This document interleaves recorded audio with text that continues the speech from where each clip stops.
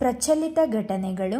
ದೃಷ್ಟಿವಿಕಲ ಪ್ರಯಾಣಿಕರ ಅನುಕೂಲಕ್ಕಾಗಿ ಆನ್ಬೋರ್ಡ್ ತಂತ್ರಜ್ಞಾನ ಜಾರಿಗೊಳಿಸಿದ ಬಿಎಂಟಿಸಿ ಕ್ರಮಕ್ಕೆ 19ನೇ ರಾಷ್ಟ್ರೀಯ ಡಿಜಿಟಲ್ ಟ್ರಾನ್ಸ್ಫಾರ್ಮೇಷನ್ ಪ್ರಶಸ್ತಿ ಲಭಿಸಿದೆ. ಒಡಿಸ್ಸಾದ ಭುವನೇಶ್ವರದಲ್ಲಿ ನಡೆದ ಪ್ರಶಸ್ತಿ ಪ್ರದಾನ ಸಮಾರಂಭದಲ್ಲಿ ಬಿಎಂಟಿಸಿ ನಿರ್ದೇಶಕ ಭದ್ರತೆ ಮತ್ತು ಜಾಗೃತಿ ವಿಭಾಗದ ಅಬ್ದುಲ್ ಅಹದ್ ಅವರು ಪ್ರಶಸ್ತಿ ಸ್ವೀಕರಿಸಿದರು. ನವೆಂಬರ್ನಲ್ಲಿ ಸ್ವಚ್ಛ ಪರಿಸರ ಮತ್ತು ಕಲುಷಿತ ಪರಿಸರ ಹೊಂದಿದ್ದ ದೇಶದ ಅಗ್ರ 10 ನಗರಗಳ ಪಟ್ಟಿ ಬಿಡುಗಡೆಯಾಗಿದೆ. ಇದರಲ್ಲಿ ಕರ್ನಾಟಕದ 6 ನಗರ ಸ್ವಚ್ಛ ನಗರಗಳ ಸ್ಥಾನ ಪಡೆದಿದೆ. ಕೊಪ್ಪಳ ರಾಜ್ಯದಲ್ಲೇ ಮೊದಲ ಸ್ಥಾನದಲ್ಲಿದೆ. ಅಕ್ಟೋಬರ್ನಲ್ಲಿ ರಾಜ್ಯದ 4 ನಗರಗಳು ಪಟ್ಟಿಯಲ್ಲಿದ್ದವು. ಈ ಸಲ ಅದು 6ಕ್ಕೇರಿದೆ. ಇನ್ನು ಟಾಪ್ 10 ಕಲುಷಿತ ನಗರಗಳ ಪಟ್ಟಿಯಲ್ಲಿ ರಾಜ್ಯದ ಯಾವುದೇ ನಗರಗಳು ಸ್ಥಾನ ಪಡೆದಿರುವುದಿಲ್ಲ. ಟಾಪ್ 10 ಸ್ವಚ್ಛ ಗಾಳಿಯ ನಗರಗಳಲ್ಲಿ ರಾಜ್ಯದ 6 ಜಿಲ್ಲೆಗಳು ಕೊಪ್ಪಳ, ಚಾಮರಾಜನಗರ, ಶಿವಮೊಗ್ಗ, ಗದಗ, ಮೈಸೂರು ಮತ್ತು ಬಾಗಲಕೋಟೆ. ದೇಶದ 10 ಸ್ವಚ್ಛ ನಗರಗಳು ಮೇಘಾಲಯದ ಶಿಲಾಂಗ್, ಸಿಕ್ಕಿಂನ ಗ್ಯಾಂಗ್ಟಕ್, ತಮಿಳುನಾಡಿನ ಪಾಲ್ಕಲೈ ಪೆರೂರ್, ಕರ್ನಾಟಕದ ಕೊಪ್ಪಳ, ಚಾಮರಾಜನಗರ, ಶಿವಮೊಗ್ಗ, ಕೇರಳದ ತಿರುವನಂತಪುರ, ಕರ್ನಾಟಕದ ಗದಗ, ಮೈಸೂರು ಮತ್ತು ಬಾಗಲಕೋಟೆ.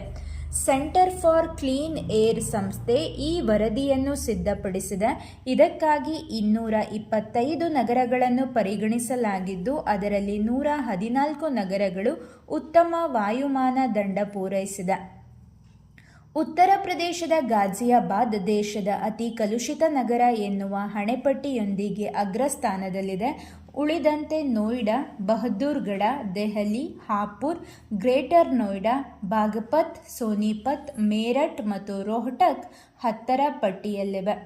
ಅತ್ಯಂತ ಕೆಟ್ಟ ವಾಯು ಹೊಂದಿರುವ ನಗರ ಎನ್ನುವ ಕುಖ್ಯಾತಿ ಹೊಂದಿರುವ ದೆಹಲಿಯಲ್ಲಿ ವಾಯು ಮಾಲಿನ್ಯ ನವೆಂಬರ್ನಲ್ಲಿ ಅಕ್ಟೋಬರ್ ತಿಂಗಳಿಗಿಂತ ದುಪ್ಪಟ್ಟಾಗಿದೆ.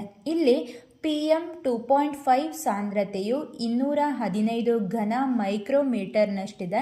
ಅಕ್ಟೋಬರ್ನಲ್ಲಿ ಈ ಪ್ರಮಾಣ 107ರಷ್ಟಿತ್ತು. ವಿವಿಧ ರಾಜ್ಯಗಳ ನಡುವೆ ಸಾಮರಸ್ಯ ಬೆಳೆಸುವುದಕ್ಕಾಗಿ ಉತ್ತರ ಪ್ರದೇಶ ಸರ್ಕಾರ ವಿದ್ಯಾರ್ಥಿಗಳಿಗೆ ಕನ್ನಡ ಸೇರಿ 6 ಪ್ರಾದೇಶಿಕ ಭಾಷೆಯನ್ನು ಐಚ್ಛಿಕ ವಿಷಯವನ್ನಾಗಿ ಕಲಿಸಲಿದೆ ಎಂದು ಸಿಎಂ ಯೋಗಿ ಆದಿತ್ಯನಾಥ್ ಘೋಷಿಸಿದ್ದಾರೆ.